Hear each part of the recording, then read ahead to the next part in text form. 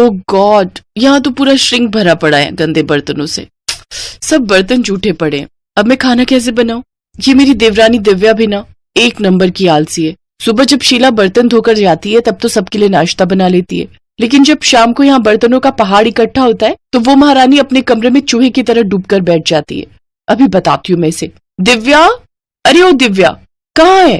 क्या हुआ जेठानी जी? मुझे बिग बॉस देखना है। अरे मुझे यहाँ सबके लिए रात का खाना बनाना है, लेकिन यहाँ तो बर्तनों का ढेर लगा हुआ है और तू महारानी है कि जिसे अपना बिग बॉस देखना है। चल पहले जल्दी से सारे बर्तन धो। हैं? क्या मैं बर्तन धो? ना बाबा ना, मैंने आज ही मैनिक्योर करवाया है, फिर उसके पैसे वेस्ट चले जाएंगे। ये तो तेरा हर हफ्ते का बहाना है। जब जानती है कि घर के कामकाज में खराब होना है तो क्यों बेकार पैसे फूंक कर आती है। चल अब बर्तन धो, मुझे खाना बनाने में देर हो रही है। एक बार कह दिया ना नहीं धोऊंगी, आप धो लो, मैं खाना बना लेती हूँ। इसी तरह दोनों एक दूसरे पर बर्तन धोने का काम टाले जा रही थी। उधर बाहर डाइनिंग टेबल पर बैठे घर वाले खाने का वेट कर रहे थे। हे राम, खाना कहाँ रह गया? मेरे पेट में तो चूहे कूद रहे हैं, लेकिन ये रसोई से आवाज कैसी आ रही है? माँ लगता है दोनों फिर से शुरू हो गई। धत तेरी की, फिर तो मिल गया हमें आज भी खाना। अनुज बेटा ऐसा कर, तू बाहर से ही खाना मंगवा ले। एक दिन इन दोनों बिल्लियों की लड़ाई में भूख के मारे ही मैं परलोक न सिधार जाऊं। हाँ भी ऑर्डर कर देता हूँ माँ, वैसे भी हमारे पास और चारा भी क्या है। उधर दोनों अभी भी बहस ही किए जा रही थी। ठीक है, फिर नहीं धोने ना तुझे बर्तन, तो मैं अभी कोई खाना वाना नहीं बनाने वाली। रहो सब भूखे आज। अरे भूखे क्यों रहेंगे? कल रोहन जी ने खाना ऑर्डर किया था, आज अनुज भैया को बोलो, वो ऑर्डर कर देंगे। दोनों ये बोलने बाहर आती ही है कि तभी अनुज कहता है, कर दिया ऑर्डर। हम जानते हैं तुमसे खाना नहीं बनेगा। तुम दोनों से मिलकर खाना और बर्तन धोने तक का काम भी नहीं होता क्या? मुझे तो आप कुछ ना ही बोलो जेठ जी तो बेहतर रहेगा। मैंने सुबह का खाना और दोपहर का खाना बनाकर अपना काम पूरा कर लिया था। सिर्फ रोटियां सेकने को दोपहर का खाना बनाना नहीं कहते। हाँ, अब जो भी हो, काम तो हुआ था ना। बस करो, दोनों रिकॉर्डर की तरह शुरू होती हो तो बचती ही रहती हो। कुछ देर बाद डिलीवरी बॉय खाना ले आता है। सब चुपचाप उस खाने को खा लेते हैं। अगली रात दोनों में फिर से रात की रसोई का संग्राम छिड़ जाता है। तभी पड़ोस की कमला आंटी वहाँ आती है। ये ले रश्मि, आज अपनी बेटी के यहाँ गई थी। उसके बेटे का मुंडन था ना, तो वहीं भंडारा था। सोचा तुम्हारे लिए प्रसाद लेती चलूं। लो, तुम सब भी खा लेना। अरे वाह, फिर तो आज रात की रसोई बनानी नहीं पड़ेगी और ना वो बर्तन धोने पड़ेंगे। रश्मि ये देखकर खुश हो जाती है। फिर दोनों देवरानी जेठानी बर्तन ना धोने पड़े इसलिए एक बड़े से भगोने में आलू की सब्जी डाल देती हैं। एक कटोरे में हलवा और बड़ी सी परात में पूरियां परोस देती हैं। फिर सबको उसी में एक साथ खाने को कहती हैं। तुम पागल हो गई हो क्या? सब इसमें एक साथ कैसे खाएंगे? चल तो दिव्या, जरा इन्हें खाकर तो दिखा। दोनों पूरियां तोड़कर सब्जी में डुबोती हैं, खाने लगती हैं।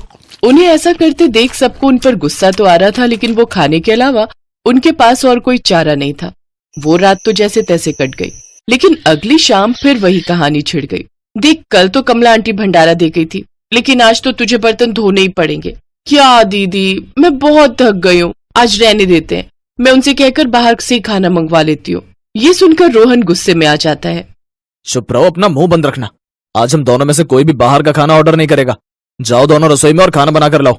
दोनों डर के मारे किचन में चली जाती है। क्या करे दीदी, अब तो रात की रसोई करनी पड़ेगी।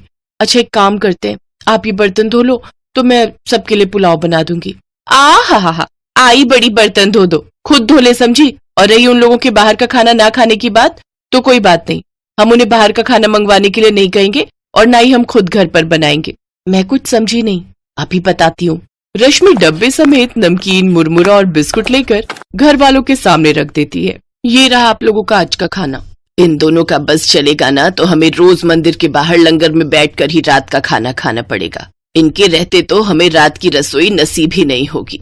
बस बस बहुत हुआ, आज तो हम जैसे तैसे ये खा लेते हैं, लेकिन अगर कल से खाना नहीं मिला तो फिर तुम लोगों की खैर नहीं। जी ठीक है, लेकिन उनके पास इसका भी जुगाड़ था। अगले दिन दिव्या बाजार से जाकर कुछ डिस्पोजेबल प्लेट्स ले आती है। यार दिव्या, खाना तो डिस्पोजेबल में खा लेंगे, लेकिन खाना बनाने के लिए तो वो बर्तन धोने ही होंगे ना। कुकर, कढ़ाई, ये सब तो चाहिए ही ना। फिकर नॉट, ये देखो 2 मिनट में बनने वाली मैगी, अब हम सब यही बनाएंगे। दोनों फिर से काम चोरी दिखाती हैं और नूडल्स बनाकर डिस्पोजेबल में डालकर दे देती हैं। ये देख तीनों अपना माथा पकड़कर बैठ जाते हैं। लेकिन अगले दिन सास ने दोनों बहुओं को सबक सिखाने का फैसला किया। अगली शाम रसोई से बर्तन धोने की आवाज आती है। दीदी, अभी तो हम रसोई में गए भी नहीं, फिर ये बर्तन धोने की आवाज कहाँ से आ रही है? चलो देखते हैं। दोनों अंदर जाकर देखती हैं तो अनुज बर्तन मांज रहा होता है, रोहन धो रहा होता है और बूढ़ी सास पार्वती खाना बनाने लगती है। ये देख उन दोनों को बड़ी शर्मिंदगी होती है। ये आप सब क्या कर रहे हैं? बहू, अब तुम दोनों से तो ना बर्तन धुलते हैं ना खाना बनता है, तो हमने सोचा हम खुद ही ये काम कर लेते हैं ताकि हमें रात की रसोई खाना तो नसीब हो। तुम दोनों जाओ और आराम करो। नहीं माँ जी, हमें माफ कर दीजिए, हमारी रहते आपको ये सब काम करना पड़ रहा है। हाँ माँ जी, हमसे भूल हो गई, हमें अपनी गलती का एहसास हो चुका है। अब से आपको कभी शिकायत का मौका नहीं देंगे। हमारे रहते हमारे पतियों को जूठे बर्तन और माँ जी आपको खाना बनाना पड़ रहा है। नहीं नहीं नहीं, आप सब बाहर जाइए, हम 1 घंटे में खाना बनाकर लाते हैं। अच्छा ठीक है, तुम कहती हो तो रहने देते हैं। चलो बेटा। माँ और बेटे बाहर आकर खूब हंसते हैं।